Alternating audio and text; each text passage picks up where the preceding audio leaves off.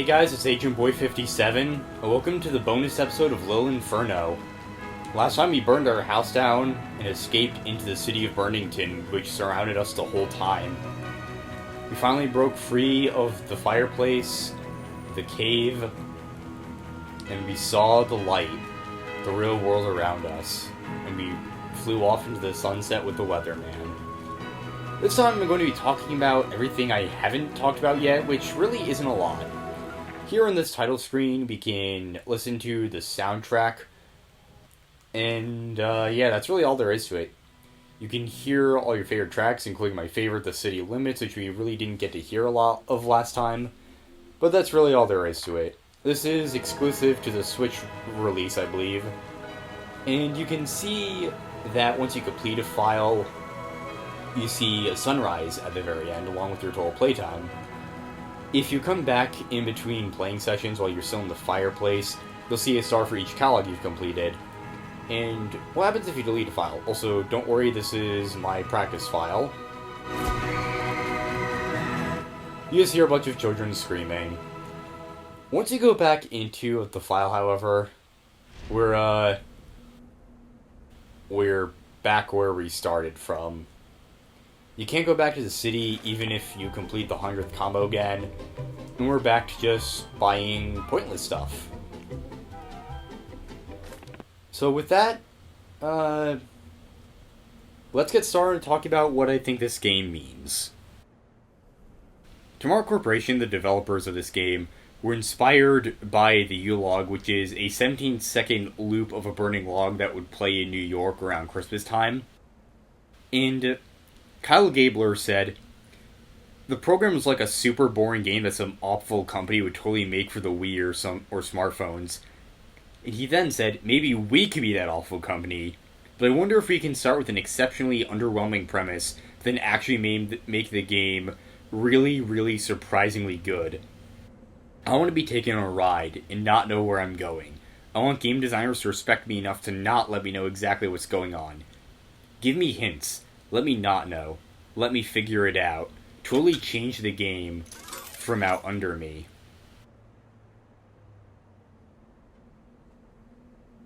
They also said of the game in its development, "We've been noticing a trend of games that were slightly interactive screensavers, like a virtual aquarium or a virtual garden, and they seem so obviously terrible.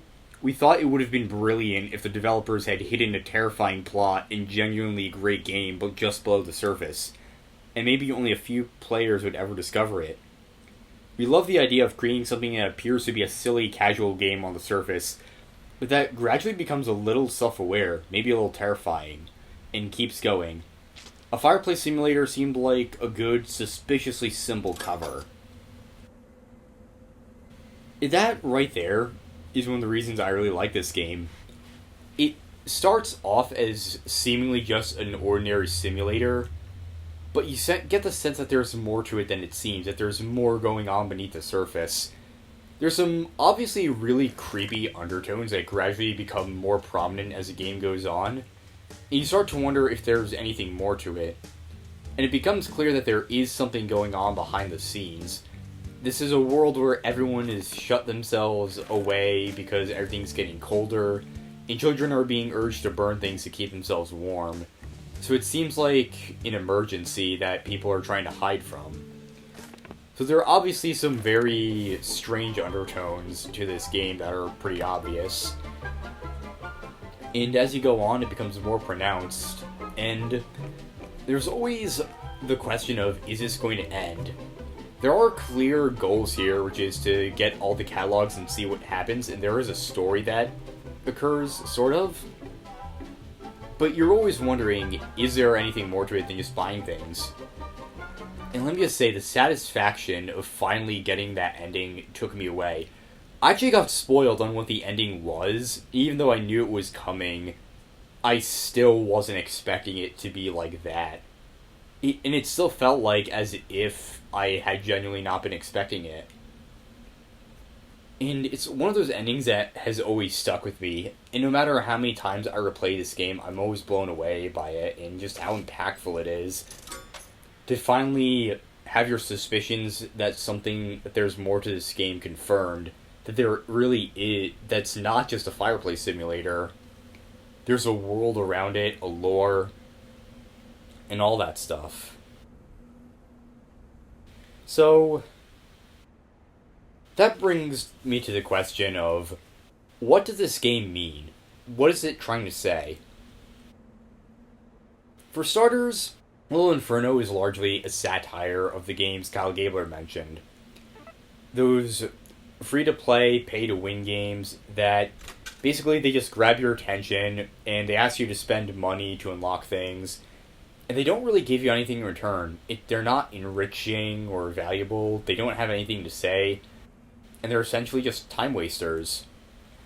Little Inferno intentionally wastes your time. Like, it takes 5 minutes for a miniature sun to arrive, and you can spend stamps to make it come quicker, but even then you have to wait for the restocking things. It's all just a waste of time, and it's meant to make fun of games that waste your time. But I feel it's why it succeeds at satire is that it's not just a waste of time. There's more to it than it seems, and that's, in my opinion, the mark of good satire. If a satire is indistinguishable from what it's making fun of, then, well, it's no longer satire, it just is that thing. I feel like Little Inferno succeeds because it rewards you for being curious, for getting all the things you can get. It's not just a mindless time waster. Your patience is rewarded, your intrigue is rewarded, and your desire to explore the game beneath its surface and find its true nature is what really sets it apart from so many other things. Speaking more philosophically, I feel like Little Inferno's message is to live life to the fullest. We obsessively just played this fireplace simulator for so much time, and there were so many other things we could have done. Miss Nancy talked about her childhood dreams and how they never came to fruition, and she went off to pursue those dreams. And there's a video by Games Literature that I feel better explains these concepts much better than I ever could. But a point he brings up is that at surface level, it may seem like Little Inferno is making fun of video games and people who play them in general, but it's not. It makes clear that Little Inferno Fireplace in and of itself isn't bad. It's a fun thing to do, but the issue arrives when you overuse it. And furthermore, it's not even making fun of video games in general, it's only really making fun of video games that just waste your time. And I feel like it's urging you to do better things. Go out there, achieve your childhood dreams. Find some form of art, whether it be a book you enjoy, a movie you enjoy, or just a better game. Don't escape from reality in just a comforting lie. Embrace it, and although it may be hard, find some truth in it. Find something you can enjoy. Find your passion in it. And Little Inferno couldn't last forever. It was just a distraction from the truth. No matter what we hide ourselves in, it all comes to an end inevitably. The video I mentioned by Games Literature also talks about how Little Inferno can be seen as an analogy for childhood, and I definitely agree with that. He explains it much better, but basically, childhood is like the state of simplicity, of innocence before we know how the adult world really is. Once we leave Little Inferno, once we leave childhood, we can't go back. We can't go back to that happy state we once were in unless we find something greater than ourselves. Greater than the isolated little box we once found ourselves in. Little Inferno also criticizes consumerism, but I think the themes of that are pretty clear. It's criticizing people who just mindlessly buy things as if that is in some way fulfilling. It also criticizes how we value material possessions over, well, really meaningful things. And that's what this game means to me. It's a message that there are better things out there. And once you go out there, you can never go back. It's urging you to take a step away from whatever you're doing and ask yourself, is this life really fulfilling? Am I really enjoying myself? Is there more to my life than just this? And it's urging you to take a step out there and go pursue whatever it is you want to pursue. At least, that's how I'm perceiving it. I feel like I could have articulated my point a lot better in this video, but I think I did it well enough. Now that the meeting is over, there are some other details I want to talk about. First of all, in the Nintendo Power article for this game, there are a couple things I take issue with. First of all, they show the player character at the very end, and second off, they also show a scene from the city, and I feel like that would have been much better if they just didn't do that, because, well, it kind of spoils it in my opinion. And the other thing, too, is that they misspell sugar plums as sugar plums, which, puts strange images into my head of, like, sugar going down toilet pipes, but I'm sorry for that. And that's really all I want to say about the Nintendo Power article. Actually, one more point I want to make. A recurring theme throughout the game is characters telling you that there's something more dangerous than fire, but we never found out what it is. I think the thing that's more dangerous than fire is unfulfillment. Living a life wasted. Living a life devoid of meaning and not accomplishing anything with it because you spend all your time around the fire.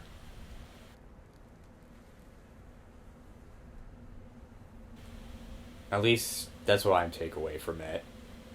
The one thing that's more dangerous than fire. And something else, too. There's a theory I've seen that makes a disturbing amount of sense. What if the snowy scene isn't actually snow, but ash coming from people's chimneys due to them using Little Inferno so much? There's presumably a beach somewhere in this world that Sugar Plums is at, although it might be a simulation or something, I don't really know. But if it's really over Burnington, what if Tomorrow Corporation really is the cause of all this? Tomorrow Corporation, I don't think, are meant to be villains. They're clearly supposed to be at least questionable at best. And they definitely had good intentions. In my opinion, Miss Nancy wanted to create an entertainment product, but it had really bad consequences on the environment. People stopped paying attention to their problems, their environmental issues. And her action of going up in a rocket ship is also controversial.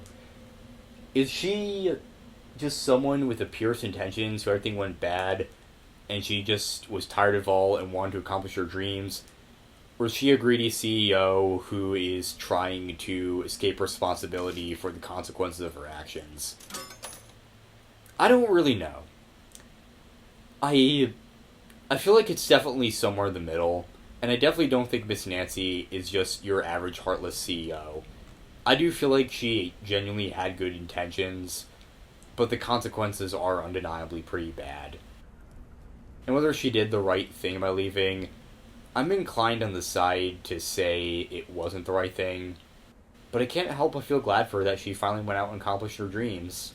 It's a very complicated issue, and I haven't fully formed my thoughts on it, so I'm going to leave it at that. I've also heard that the Wandering Eye, if you can save the picture,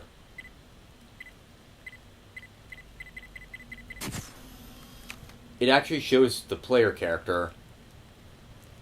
I actually just found this out. The photo of the Wandering Eye isn't a screenshot of the game, but you can actually see the player character in front of the flames. I never knew that, and that's actually a really cool detail. One more thing I want to talk about is that the My Pictures items, in the PC version and other versions of this game, you could use your own pictures from your computer or game system as My Pictures. And that makes me wonder why you couldn't use your Switch screenshots as pictures in this game, but I guess there might have been like some technical limitation to it. But either way, it's an interesting thing I really wish I could have shown off. But as far as I know, there's no way to include your own pictures in the game. And with that, that's Little Inferno. I guess it's time to give my final thoughts on this game. I got this for my 17th birthday on kind of a whim. I saw it on the eShop, and I was a big fan of World of Goo, which developers of this game also helped make, and I decided I want to get it. I've been eyeing it for some time, and decided it was finally time to give it a shot. And it ended up being so much more than I expected, and one that's really stuck with me all this time. It's really more of an experience than a game, if you ask me. And I wanted to share this experience with you guys. The other games they've done, there are specific things I want to say about the gameplay or the story. But my goal in this Let's Play was just so we could just sit back and enjoy the experience of playing this game together, I guess. It's a very unconventional game that I did, and definitely unlike anything I've done. I feel like I say that about every game I do, but I feel like it's especially true here. It's difficult for me to say what I think of this Let's Play, because, in a sense, I don't really see it as me playing a game, as it is me describing an experience to you. So it's hard for me to express how I feel about it. With that in mind, I'm not sure how I could describe my thoughts on this Let's Play. Hell, it's sort of weird to consider it a Let's Play in hindsight too, which is a little strange. So, overall, I hope I conveyed the experience of this game well for you, and I hope I urge at least some of you to just give it a shot for yourself. This is a game where no matter how many times I play it, like I said, it always feels like I'm playing it for the first time. If you buy it now, I think you'll have the same experience that I did. And I do feel like this is a game that you'll come back to over and over again, just to experience it all over again. With that all over, I guess I also want to talk about the development of this Let's Play. This last month has been pretty hard for me in terms of videos, because I've been working on the Super Paper Mario bonus videos at the same time as this, and dear God, they have been a pain to edit and take care of. There's so many ridiculous things that post-game that take so much amount of your time. It's also so hard to edit because there's just so much to it. And I felt like, kind of like I wasn't really doing anything with it, so I decided to record this Let's Play in my spare time. And I recorded the first episode on April 30th, and I'm recording this right here on May 27th. So this is the first time I've ever done a Let's Play in a month. Although I guess, to be fair, this is the shortest Let's Play I've ever done. And I probably could have recorded this in a week if I wanted to. I stopped recording this after the first episode because I had to record everything else for Super Paper Mario. But overall, this hasn't been hard, it's just those have been hard. And it's been sort of like a weird balancing act between the two. But I'm finally glad I got something done, and something I can feel proud of myself for. And so, that's all I want to say. This has been Little Inferno, and thank you all for watching. On the topic of things that people just burn up and forget, come back next time for a game that many people wanted to be released in North America, but after it was, they just all forgot about it. And it remains, well, forgotten in the eyes of the masses. Thank you guys for watching, and I'll see you guys in the next Let's Play.